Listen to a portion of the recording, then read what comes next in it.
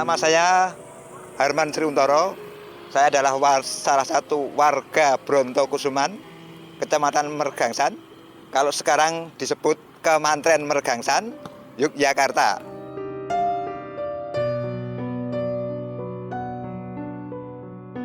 Selain Museum Perjuangan, itu ada Dalem Brontokusuman. Seperti kita ketahui bahwa Dalem Brontokusuman dahulu adalah tempat tinggal salah satu trah Keraton Yogyakarta, yaitu Bandara Raden Ayu Brontokusumo.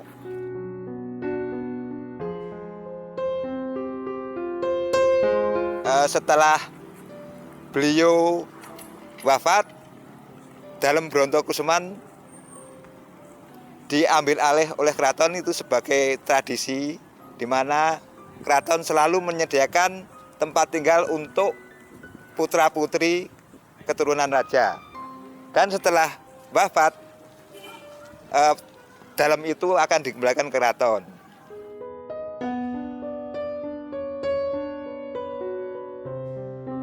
Oleh Presiden Soekarno diminta sebagian tanah halaman depan Dalem Brontokusuman itu untuk didirikan museum, di mana menurut konon cerita orang tua Brontokusuman, ini desain daripada museum ini adalah desain daripada Insinyur Soekarno sendiri, di mana dahulu prakarsa berdirinya museum ini adalah dari Ngarso Dalem Sri Sultan Hamengkubuwono IX, dan resmi dibangun dimulai dari tahun 59 dan diresmikan tahun 65. Dulu dikenal dengan Museum Angkatan Darat, di mana isinya adalah salah satunya adalah Tandu Jenderal Sudirman.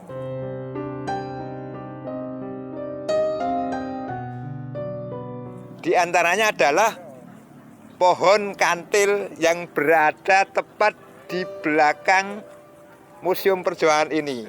Tapi sekarang ini sudah dipotong, dan motongnya saja itu tidak sembarang orang berani memotong, karena adalah menurut tradisi bahwa pohon kantil itu katanya pohon keramat. Dan memang dari cerita orang dahulu memang banyak yang sering diwerui, kalau Jawanya itu diwerui makhluk halus, diantaranya adalah genderuwo, begitu.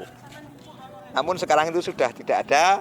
Dan waktu dulu saya memang kalau lewat belakang museum itu sok berdiri bulu rumah saya, karena menurut cerita itu tadi, karena kita sudah terpengaruh ya, tersugesti bahwa di pohon kantil ini sering diwerui makhluk halus itu.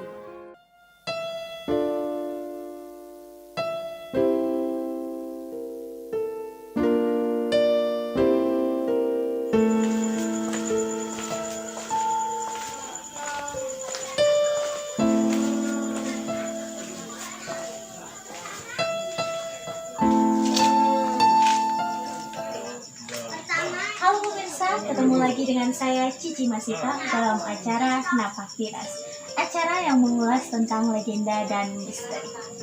Pemirsa, sekarang saya sudah berada di Kampung Brontokusuman. Nah, seperti apa kisah di balik Kampung Brontokusuman ini? Jangan kemana-mana, tetapi Napak Tiras.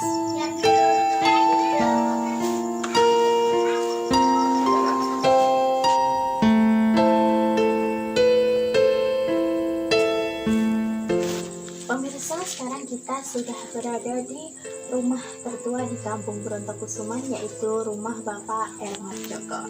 Langsung saja kita masuk ke dalam.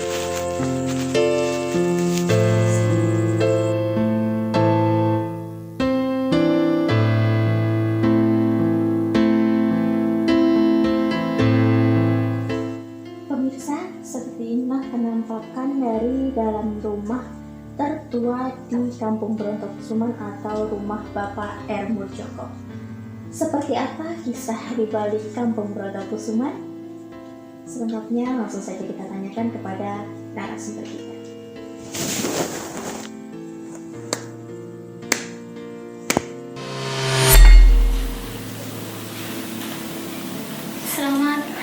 malam Ki Juru. Selamat malam Mbak Cici. Ya, baik Ki Juru. Pemirsa di rumah ingin mengetahui tentang apa sih atau bagaimana sih cerita di balik Kampung Brontokusuman ini? Kampung Brontokusuman itu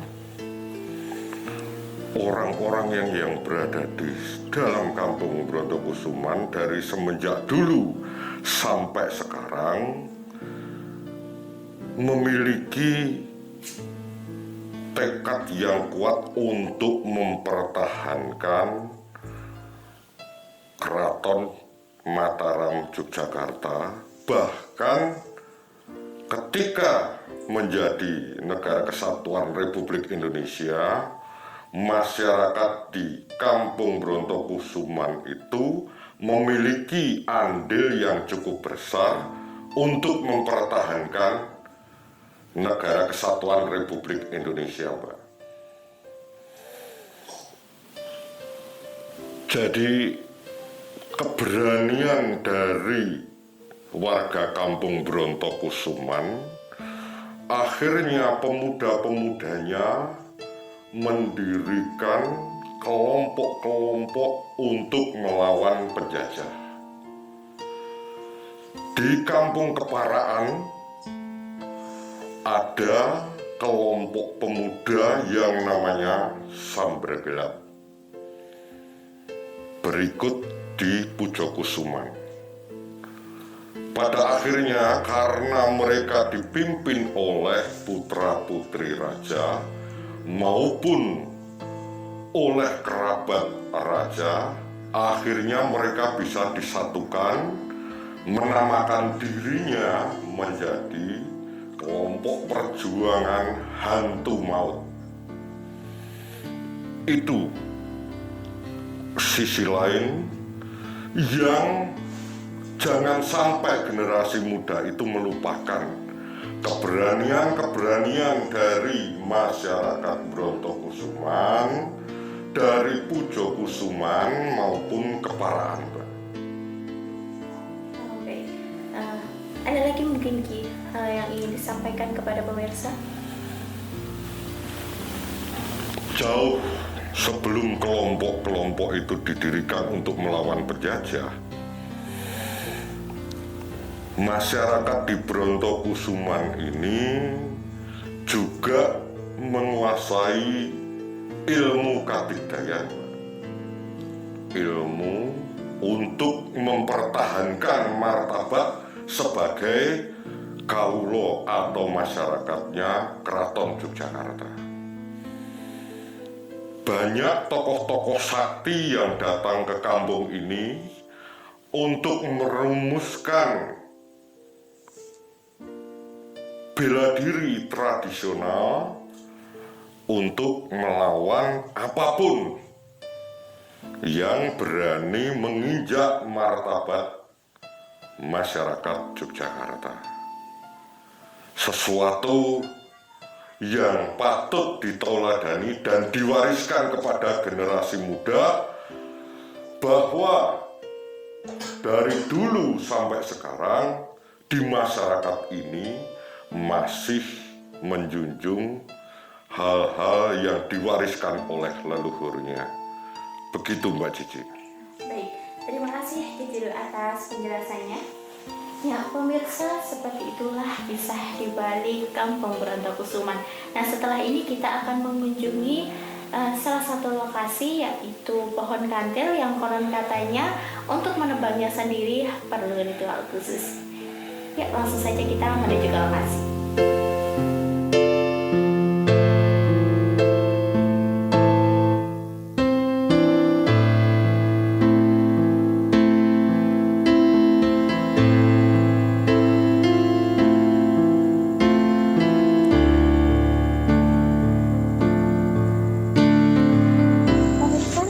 Sekarang kita sudah berada di salah satu lokasi di mana pohon kantil itu dulu tumbuh. Nah, lebih tepatnya ada di ujung sana pemirsa, ada di ujung di belakang pohon yang ada di belakang saya.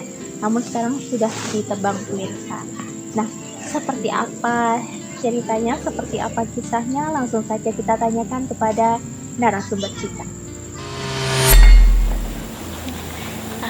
Baik Ki Juru, di belakang kita, lebih tepatnya jauh di belakang sana adalah dulu tempat dari pohon kantil itu tumbuh yang sekarang sudah ditebang. Nah, menurut Ki Juru sendiri, menurut penglihatan spiritual Ki Juru sendiri, seperti apa sebenarnya Ki Juru kisah dari pohon kantil tersebut? Mbak Cici, semua tempat milik keraton, kerabat keraton atau putra putri raja itu dibangun tidak dengan sembarangan. Misalnya pohon sawo kecik yang artinya berbuatlah baik atau becik. Tentang pohon kantil itu sebenarnya begini Mbak Cici, tidak hanya masyarakat saja yang ingin mengabdi kepada raja maupun putra putri raja, tetapi makhluk halus pun datang untuk mengabdikan dirinya. Jadi kalau ditanya apakah tempat ini wingit, saya bilang masih. Jadi seringkali masyarakat di sekitar sini akan mencium bau dari ketela yang dibakar. Tetapi kadang baunya busuk. Bukan untuk menakut-nakuti, tetapi menunjukkan bahwa eksistensinya makhluk-makhluk itu masih ada. Ya, Ki Juru, menurut rumor yang beredar begitu, yang ada di pohon kantil itu merupakan sosok genderuwo. Nah, itu sebenarnya hanya ada sosok itu saja atau ada sosok-sosok yang lain, atau mungkin sosok genderuwo itu sebenarnya tidak ada, begitu Ki Juru? Seperti saya jelaskan tadi, Mbak, termasuk di Kampung Brontokusuman ini, semua makhluk astral juga ada. Kalau saya tadi bilang bahwa tidak hanya manusia saja, tetapi makhluk gaib juga suito atau ngabekti. Bau yang dicium dari ketela yang dibakar itu jelas semua orang tahu bahwa di situ ada makhluk yang namanya genderuwo. Seperti itu. Sedangkan makhluk-makhluk astral yang lain, semua tempat ada. Semua tempat, apalagi yang kosong, semacam bangunan di belakang kita yang kosong, itu pasti menjadi tempat makhluk-makhluk yang tidak kelihatan. Jenis apapun itu juga ada di tempat ini. Jadi walaupun pohon tersebut sudah ditebang, penghuninya tetap berada di sekitar situ, gitu Ki Juru, tidak ikut pergi gitu. Kecuali yang memiliki tanah yang menginginkan pindah. Jadi seperti itu, Pak. Makanya penduduk Brontokusuman ini, seperti saya menjelaskan di rumah tadi, bahwa memiliki keberanian itu tidak hanya keberanian atau kemampuan ilmu secara kekuatan atau ilmu jaduk, Mbak, tetapi juga ilmu kebatinannya, ilmu tenaga dalamnya itu dimiliki dari leluhur-leluhur di Kampung Brontokusuman ini. Baik Ki Juru, terima kasih atas penjelasannya.